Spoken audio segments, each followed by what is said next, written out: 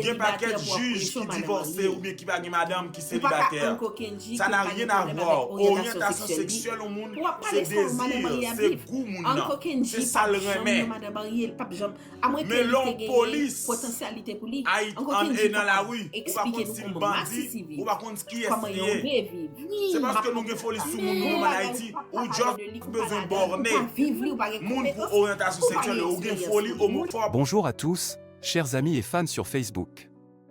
Aujourd'hui, nous allons discuter d'un sujet qui revient souvent et qui, je crois, mérite qu'on s'y attarde. Je suis Théo, et avec moi, Sarah, une experte en relations humaines.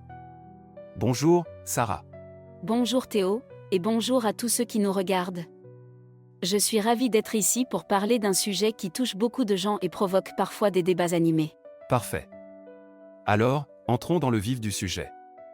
J'entends souvent des gens dire quelque chose comme « Mais toi, tu n'es pas en couple, comment peux-tu donner ton opinion sur une relation ou conseiller quelqu'un qui est marié ou en couple ?»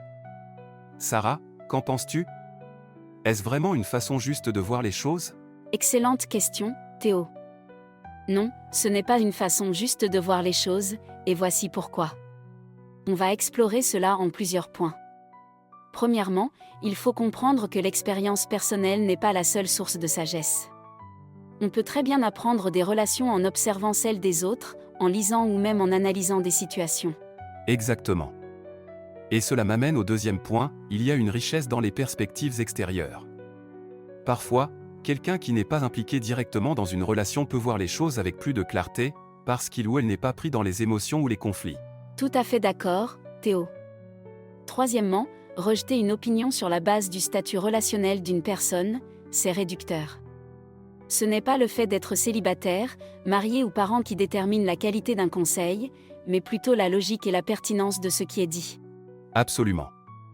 Et ça nous mène à un autre point important, Sarah, souvent, les gens rejettent une opinion pour éviter de se remettre en question. Par exemple, quelqu'un en couple pourrait dire à une personne célibataire « Tu ne peux pas comprendre, tu n'es pas dans ma situation ». Mais en réalité, c'est parfois une manière d'éviter une vérité inconfortable. Oui, et cela nous montre que les relations, qu'elles soient amoureuses, familiales ou amicales, partagent des principes universels. Des notions comme le respect, la communication et la confiance ne dépendent pas du statut relationnel de la personne qui en parle. Une personne célibataire peut parfaitement comprendre et appliquer ces principes. Merci Sarah, tu as tout résumé avec précision. Et je pense que ce genre de discours persiste aussi à cause de stéréotypes culturels ou sociaux. Dans certaines cultures, être célibataire ou sans enfant est vu comme une faiblesse, alors que cela n'a rien à voir avec la capacité à réfléchir ou à donner des conseils. C'est exactement ça, Théo. Le problème, c'est que ce type de pensée nous empêche souvent de bénéficier de perspectives enrichissantes. Et c'est dommage, parce qu'on passe à côté de conseils précieux, simplement à cause d'un préjugé. Pour conclure, chers amis, rappelez-vous que l'expérience personnelle est importante, mais ce n'est pas la seule source de sagesse. Ce qui compte, c'est la qualité des idées et des conseils. Alors, écoutez, réfléchissez, et ne rejetez pas une opinion uniquement à cause du statut de la personne. Très bien dit, Théo. Et pour tous ceux qui regardent, n'oubliez pas que la clé est dans l'ouverture d'esprit. Peu importe que vous soyez en couple, célibataire, parent ou non, tout le monde a quelque chose à apporter à une discussion, à condition que ce soit fait avec respect et bienveillance. Merci Sarah, et merci à tous d'avoir suivi cette conversation. N'hésitez pas à partager vos pensées dans les commentaires, parce que vos opinions comptent. Merci à toi, Théo, et merci à tout le monde. De bagaille, si bien parler, c'est bon. Mais qu'est-ce de bagaille, c'est deux bagailles. C'est expérience avec compétence. Quand vous parlez de madame mariée, premièrement, il faut peut-être vous apprendre ça, ou du moins sous son madame mariée, vous parlez de madame mariée. Vous prenez de bagaille, non, ça, Non, même ça, il m'a fait un coup de pique, il est tombé là-dedans, il bien dit, nous dit, t'es bien parlé, je ne vais pas parler de ça. Mais moi, non, bien. Moi-même, je parlais de relation, garçon à garçon, pas de monde qui est mieux placé, que si je besoin de ça, je vais demander encore quelque chose. Mais si je dis en relation, femme à garçon qui est marié, moi-même, je vais besoin d'entendre encore quelque chose sur ce sujet ça. S'il bien parlé, merci. Moi-même, je suis comme ça. On va fâcher, comme si raisonnement comme c'est comme ça. Parce que li pas vivre li, elle pas gain compétence pour lui. Et puis, moi si un derrière, rentrer pour Colette moi, samedi c'est ça. Rebonjour à tous. Maintenant que nous avons posé les bases sur la validité des conseils, peu importe le statut relationnel, je voudrais qu'on aborde une situation plus spécifique. Sarah, parlons de cette discussion entre oncle Kanji, qui est homosexuel, et Lynn, qui est une femme mariée. Oui, c'est un exemple très pertinent, Théo. Si je comprends bien, Lynn rejette les opinions ou conseils d'oncle Kanji sur les relations hétérosexuelles, simplement parce qu'il est homosexuel ? Exactement. Lynn lui dit qu'il est mal placé pour donner son avis, parce qu'il n'est ni dans une relation hétérosexuelle ni dans une relation de couple. Et cela soulève une vraie question sur les stéréotypes liés à l'orientation sexuelle et leur impact sur la façon dont les gens perçoivent la légitimité d'une opinion. Qu'en penses-tu ? Cette réaction de Lynn est malheureusement un bon exemple de préjugé. Elle repose sur l'idée erronée que l'orientation sexuelle d'une personne limite sa capacité à comprendre ou à analyser une situation relationnelle. Mais l'amour, la communication et les conflits sont des expériences humaines universelles. Ces aspects transcendent l'orientation sexuelle. Tout à fait d'accord.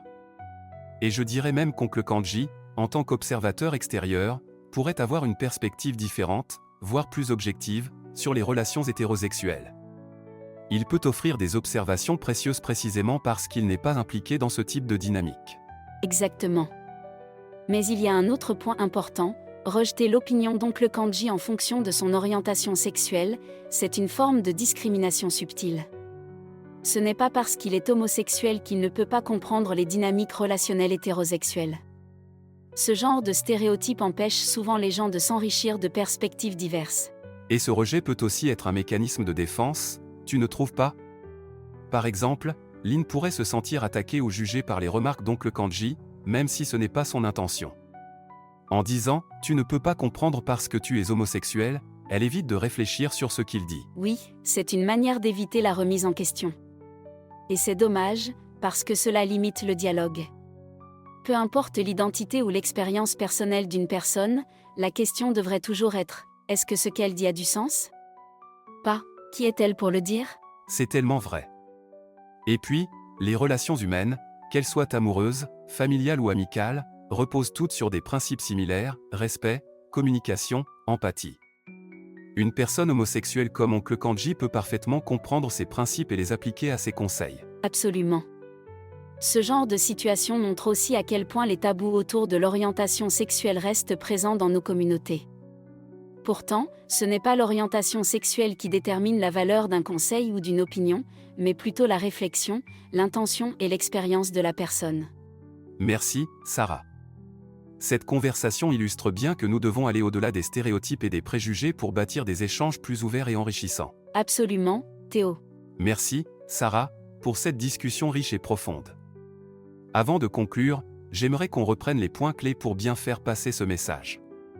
La situation entre oncle Kanji et Lynn reflète un problème beaucoup plus vaste, la manière dont les gens jugent la légitimité des opinions en fonction de critères personnels comme le statut relationnel ou l'orientation sexuelle. Absolument, Théo. Et pour s'assurer que le message est clair, reprenons les exemples qu'on a évoqués. Tout d'abord, ce n'est pas parce que quelqu'un n'a pas vécu une expérience spécifique qu'il ou elle est incapable de donner une opinion. Par exemple, un médecin peut traiter une maladie qu'il n'a jamais eue, car il s'appuie sur des connaissances et des observations objectives. Exact.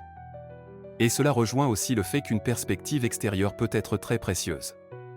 Une personne comme oncle Kanji, qui observe les relations hétérosexuelles de l'extérieur, peut parfois voir des choses que les personnes impliquées ne remarquent pas, parce qu'elles sont trop proches ou trop émotionnellement investies. C'est très vrai, Théo. Un autre point clé, c'est que rejeter une opinion en se basant uniquement sur l'identité de la personne, que ce soit son orientation sexuelle ou son statut, est une forme de préjugé. Ce qui compte vraiment, c'est la pertinence et la logique des arguments. Dire « tu ne peux pas comprendre parce que tu es homosexuel » ou « tu es célibataire, donc mal placé pour parler de relations », ce sont des raccourcis injustes.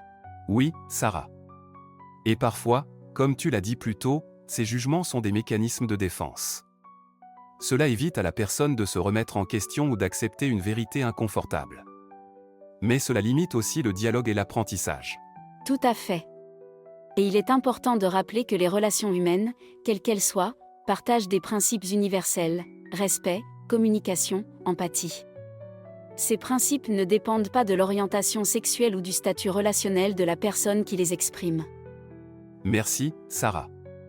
Je pense qu'on a vraiment couvert tous les angles.